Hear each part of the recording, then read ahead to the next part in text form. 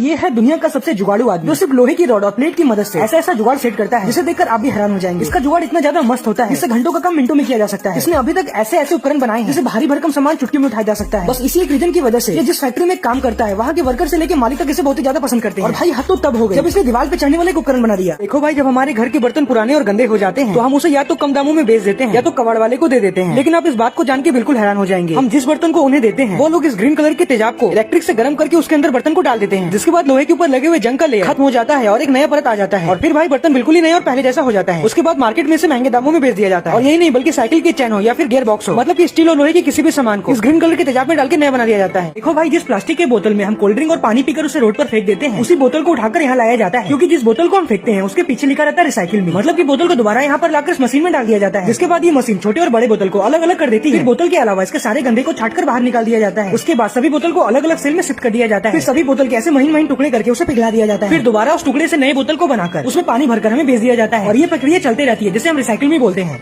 देखो भाई, हम जिस टायर को घिस जाने के बाद फेंक देते हैं उस टायर को चाइना में लोहे की रॉड को गर्म करके टायर के चारों तरफ छिलकर उसे प्लेन कर दिया जाता है। उसके बाद छिले हुए टायर को लोहे की तार से मोड़कर सेम वैसे ही दूसरे टायर में घुसाकर उसे बराबर बराबर बैठा दिया जाता है। फिर टायर को हाइड्रोलिक से प्रेस करने के बाद इसमें ग्रिप बनाकर इसे अच्छे से पॉलिश कर दिया जाता है, जिसे देखकर आप पहचान नहीं पाएंगे कि ये वही टायर है। उसके बाद इसे आधे दामों में दूसरे देश को बेच दिया जाता है, मतलब की आम के आम गुठली के दाम। प्राचीन समय में जब कैमरे का आविष्कार नहीं हुआ था तो उस समय मॉन्क लोग गौतम बुद्ध के चित्र को बनाने के लिए ट्रेडिशनल मतलब की परंपरागत तरीके का उपयोग करते थे। एक पत्थर के ऊपर बने हुए गौतम बुद्ध के चित्र को पानी से भिगाकर उसके ऊपर एक पतले से कॉटन के कपड़े को बिछा दिया जाता था, जिससे कि कपड़ा अच्छे तरीके से पत्थर के ऊपर चिपकने के बाद उसके ऊपर जैसे ही कलर को चढ़ाया जाता था तो खुद ब खुद एक बहुत ही खूबसूरत गौतम बुद्ध की चित्र बन जाती थी, वो भी मात्र कुछ सेकंड के अंदर। और आज भी हमारे भारत में सेम इसी ट्रेडिशनल तरीके से शादी के कार्ड को छापा जाता है। देखो भाई, कुछ टूरिस्ट लोग नदी के किनारे घूमने के लिए जाते हैं, लेकिन तभी उन्हें वहाँ पर एक ऐसा दलदल मिलता है जिसके ऊपर चलने से कोई डूबता नहीं है, जिसे देखकर सभी फैमिली के लोग भी यहाँ पर आकर मजे करने लगते हैं। देखो भाई, मंगोलिया में इतनी ज्यादा ठंड पड़ती है कि वहाँ पर नदी का पानी जम जाता है, जिसके बाद इस मिनी ट्रैक्टर से नदी के बीचों बीच जाकर एक होल किया जाता है। और जब होल में से नदी का पानी बाहर निकलने लगता है तो उसमें 40 से 50 फीट गहरे जाल को डाल दिया जाता है। फिर इस जगह मशीन से चारों तरफ बर्फ को काट बड़ा सा गड्ढा बना दिया जाता है। ऐसा इसलिए क्योंकि मंगोलिया में सब जगह बर्फ गिरने के बाद वहाँ पर किसी चीज की भी खेती नहीं हो पाती है, तो वहाँ के लोग इस तरीके से जमे हुए नदी में से मछली को बाहर निकालते हैं। और पूरे साल ठंड के मौसम होने की वजह से मछली को इस तरह से स्टोर करके हर दिन खाते हैं। तो देखो भाई, जब हमारे देश में रोड पर गड्ढे हो जाते हैं तो पूरे के पूरे रोड को ही तोड़ के फिर से रिपेयर किया जाता है, लेकिन दूसरे देश में ऐसा नहीं होता, बल्कि वहाँ पर सबसे पहले गड्ढे के ऊपर एक ब्लू कलर की लिक्विड को डाला जाता है। उसके बाद गड्ढों के ऊपर बालू बिछाकर उसे बराबर से मिलाया जाता है। फिर दोबारा से इस लिक्विड को डालकर 24 घंटे तक छोड़ दिया जाता है। फिर भाई दूसरे दिन ये इतना ज्यादा मजबूत हो जाता है कि अगर आप इसे हथौड़े से भी मारकर तोड़ेंगे तो ये टूटेगा नहीं, मतलब कि कम खर्चों में बिना सीमेंट और मसाले के सिर्फ लिक्विड और बालू की मदद से रोड को रिपेयर कर दिया जाता है।